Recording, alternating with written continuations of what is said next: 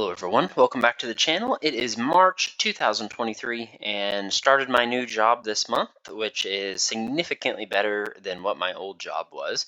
I started March the 6th. The job is an hour and about 5 minutes away from where I currently live.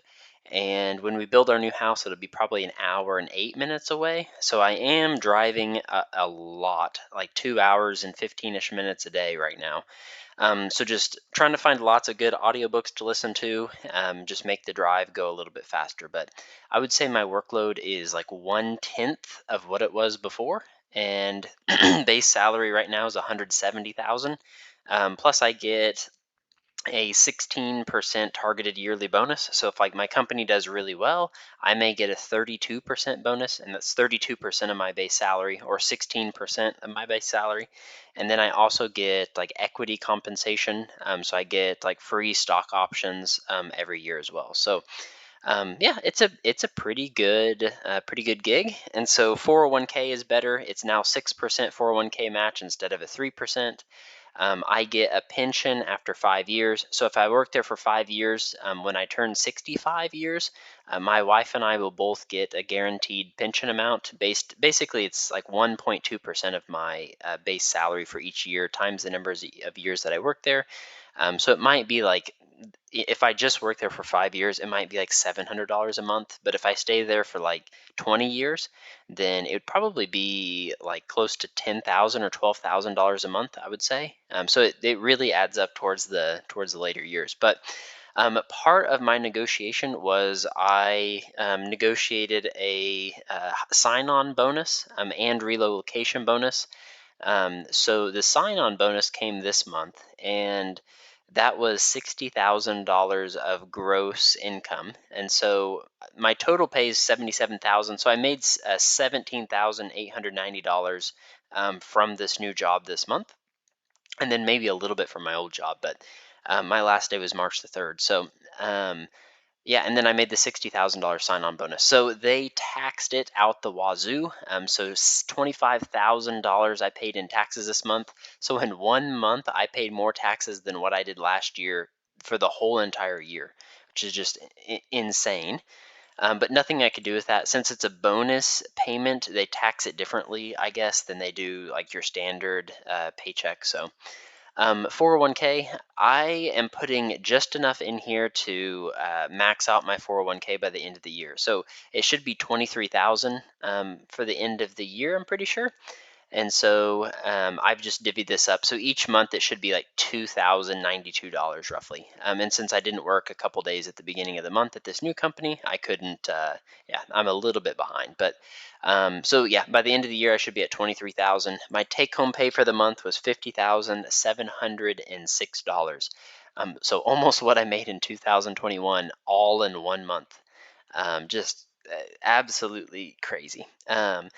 Then over the next few months as well, I should be getting some like of the relocation. And basically what my relocation package was, they're going to pay, they're going to guarantee a buyout of house number 4, the house my wife and I live in right now, and then pay some of our closing costs and like realtor fees and all that stuff for the new house that we're moving in. Even though the new house we're moving in is further away than what my current house is, they're still going to pay that money to us. So I just have to relocate, but they don't care where I relocate to. So I kind of found a cool loophole there that I could take advantage of. So for my wife, she was at 4,429 this month, and so basically for her, we are just trying to get rid of all of her income as much as we possibly can. So through the end of the year, it should look like this, depending how her adjunct teaching goes. If she picks that back up at some point, she will. Yeah, it'll just look like this. So she made 4,400. She put 305 was taken in taxes, and then we're maxing out her 457B and then close to maxing out her 403B. We're trying to max out both of those, and then we are putting it should be $7,000-ish in the HSA, and so that's 429 a month should max the HSA out, and then insurance, and that leaves her with take home of 0. So our plan is to do that all the way through November of this year, and then maybe try to get $35 to $40,000 in her 401k, 403b, and then get like $5,000, $6,000 in her HSA, and also get $23,000 in my 401k over here too. So that's kind of the game plan. That's gonna If we don't do that, we are going to get killed in taxes because our take home pay is probably going to be pretty substantial this year. I would say at least, I would say gross pay probably 350, maybe 360.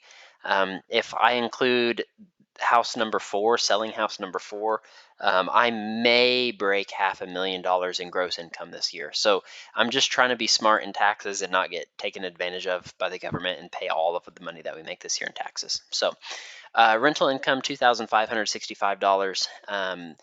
So yeah, that's really it for that. $84,000 in gross income. Take home pay was $53,272 this month. So just that is by far the best month, and sometimes best year I've ever had in 1 month here. So exciting stuff. But let's see how that impacted the net worth. So first I should change this to March instead of February. There we go.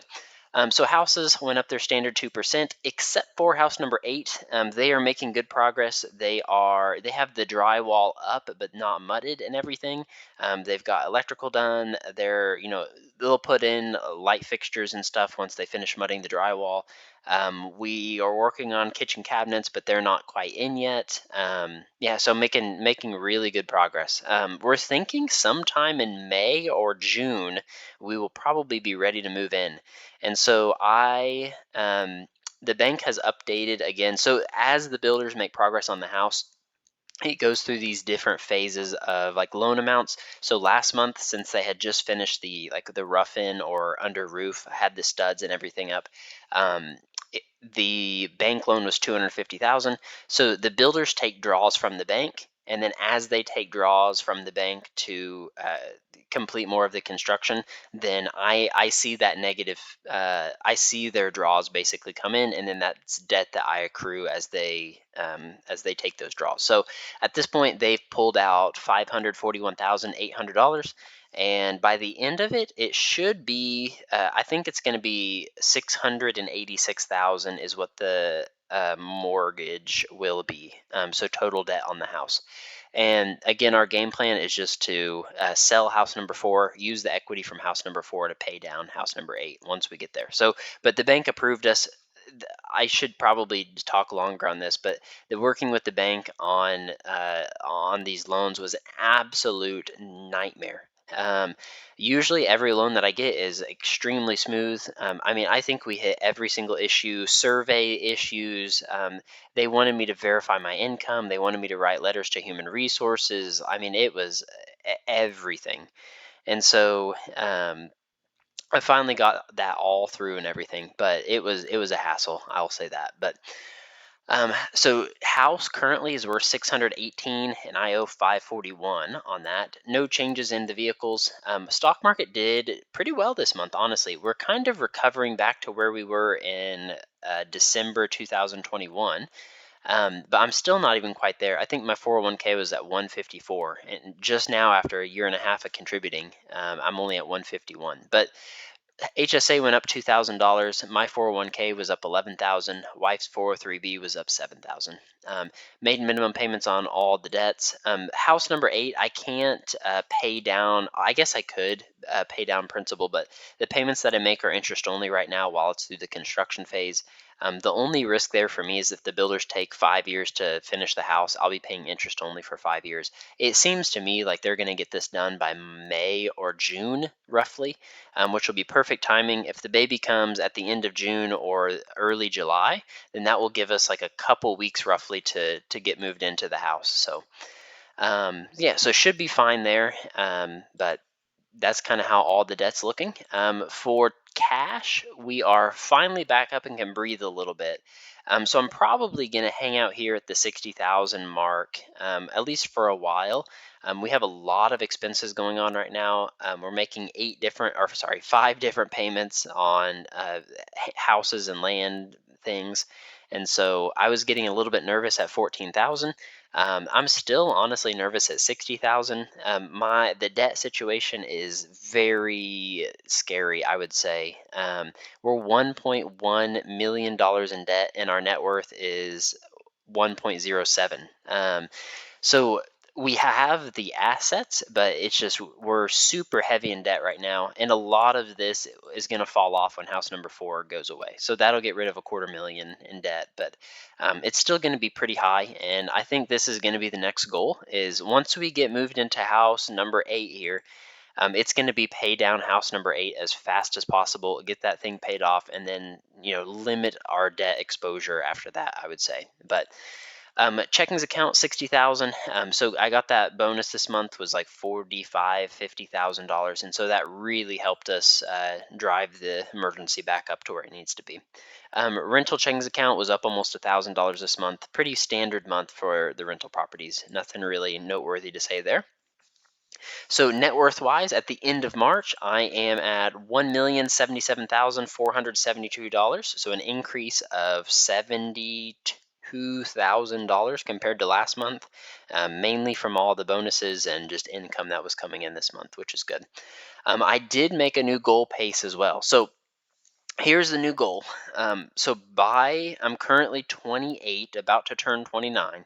So as the next goal is $4 million by 40 years old. So I'm roughly at $1 million right now, and the goal was originally was 1 million by 30 years old. And so I think 4 million by 40 is a stretch, but also somewhat realistic for me to hit as well. So I'm thinking 4 million by 40, like 10 million by 50 years old, and then let me think here.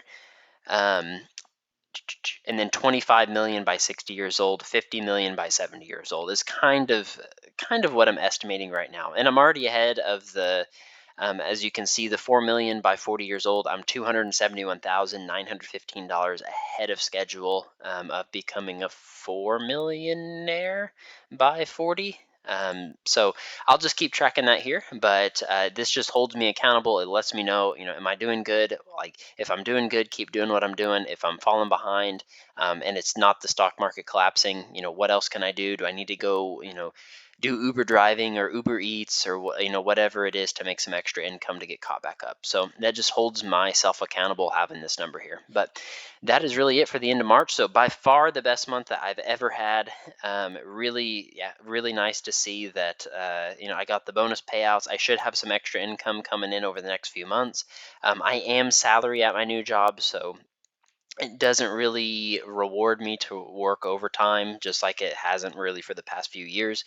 So I'm trying to do 40 hours a week, and honestly, I'm trying to focus on like splitting and firewood maybe. So I'm trying to get to like maybe 20 ricks or thirds of a cord, or I guess 7 cords of firewood by the end of the year, and then I'll try to sell that in wintertime. But that is, that's a source of income that I can focus my time on, and maybe have some tax advantages with that. And yeah, and my time would be better spent splitting firewood than it would be working 70, 80-hour work weeks at my new job. So since I wouldn't get paid for those 40 hours. But that's really it for me. So net worth is currently at 1,077,000, and I'm about $271,000 ahead of my goal pace of having $4 million by 40 years old. So thank you all for watching the video. Be sure to like, comment, subscribe. Last month's, next month's videos are on the screen now. And as always, if you have any questions, comments, things that you'd like to see in future videos, just comment them down below. Thanks everybody, and we will see you in the next video.